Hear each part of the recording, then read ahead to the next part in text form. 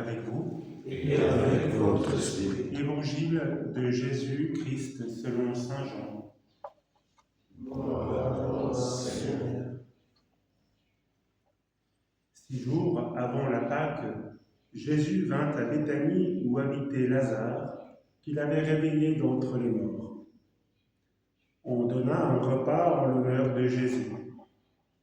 Marthe faisait le service, Lazare était parmi les convives avec Jésus.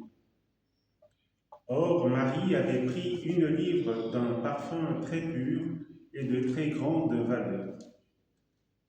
Elle répandit le parfum sur les pieds de Jésus, qu'elle essuya avec ses cheveux.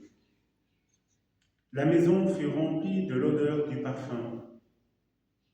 Judas Iscariote, l'un de ses disciples, celui qui allait le livrer, dit alors: « Pourquoi n'a-t-on pas vendu ce parfum pour 300 pièces d'argent que l'on aurait donné à des pauvres ?»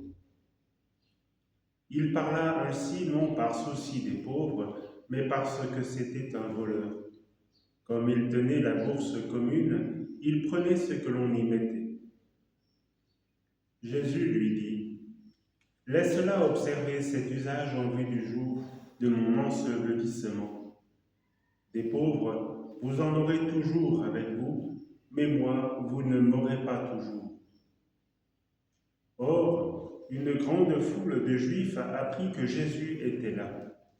Et ils arrivèrent non seulement à cause de Jésus, mais aussi pour voir ce Lazare qu'il avait réveillé d'entre les morts. Les grands prêtres décidèrent alors de tuer aussi Lazare, parce que beaucoup de Juifs, à cause de lui, s'en allaient et croyaient en Jésus. Acclamons la parole de Dieu. Louange à toi, Seigneur Jésus.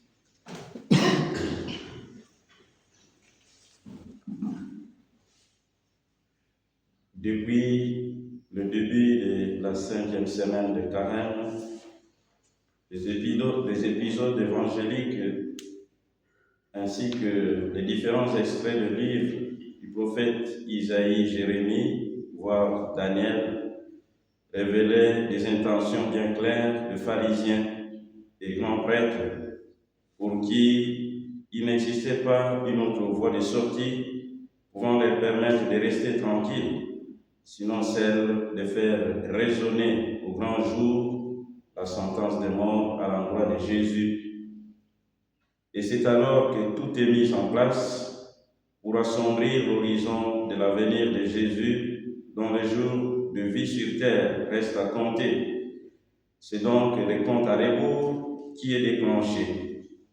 Jésus va être tué. Les biens accomplis par quelqu'un de bien devait-il susciter un tel acharnement contre lui? Pourquoi, à la place de la rage qui ronge les esprits et les cœurs des pharisiens et grands prêtres, on n'aurait pas remarqué surgir un sentiment de joie et de gratitude? Oui, la jalousie ne peut jamais laisser libre place à la reconnaissance. Les mensonges et l'hypocrisie ne peuvent en aucune fois approuver la vérité.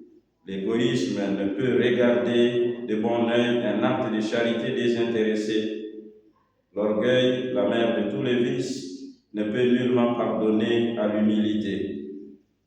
Et ces oppositions montrent clairement pourquoi Jésus ne peut avoir une vie sauve devant ceux dont le cœur est noir de vices, ces pharisiens et grands prêtres cupides et hypocrites qui ont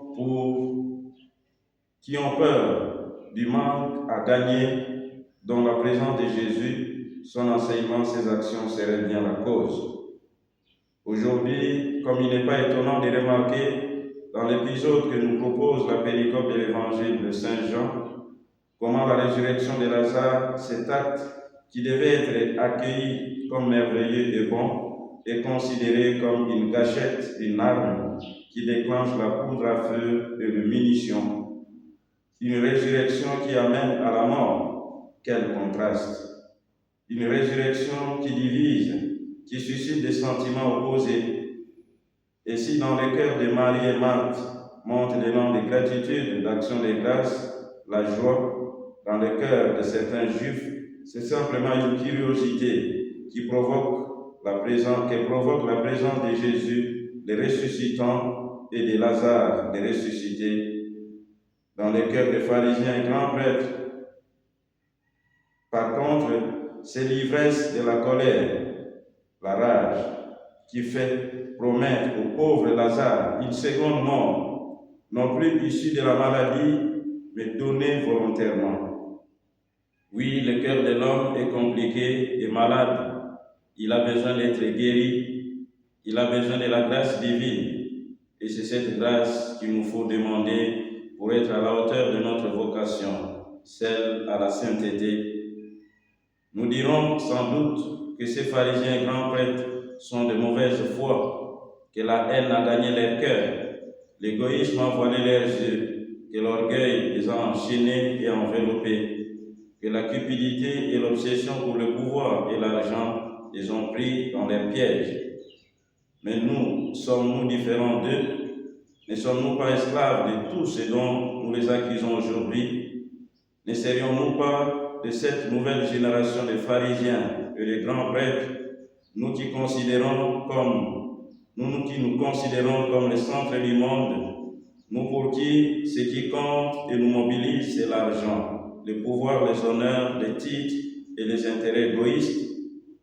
Nous le sommes à chaque fois que nous ne voulons pas, par jalousie, reconnaître le mérite des autres, de ceux qui font les choses mieux que nous, ceux qui, à cause de leur élan de vérité, de justice, de charité, de transparence, sont considérés comme adversaires ou ennemis à abattre.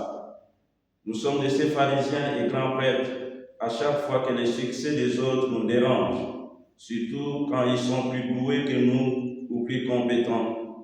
Voilà pourquoi, à cause d'un tel esprit dévoyé, la société devient de plus en plus une véritable machine de mort, un abattoir à ciel ouvert, où tous ceux qui marchent dans la droiture et la vérité sont des candidats potentiels à la mort. Même dans les cercles rapprochés de Jésus, on trouve des stupides, égoïstes et des traîtres.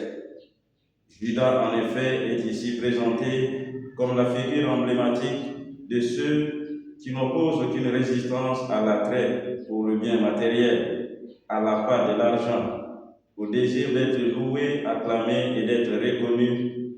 Sa cupidité le mène à désirer un cadeau qui ne lui est pas destiné.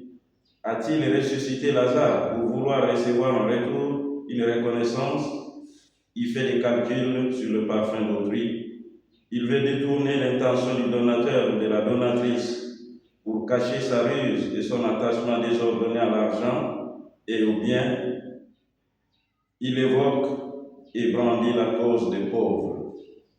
Alors que comme économe du groupe de 12, il n'a jamais manifesté le souci de leur venir en aide.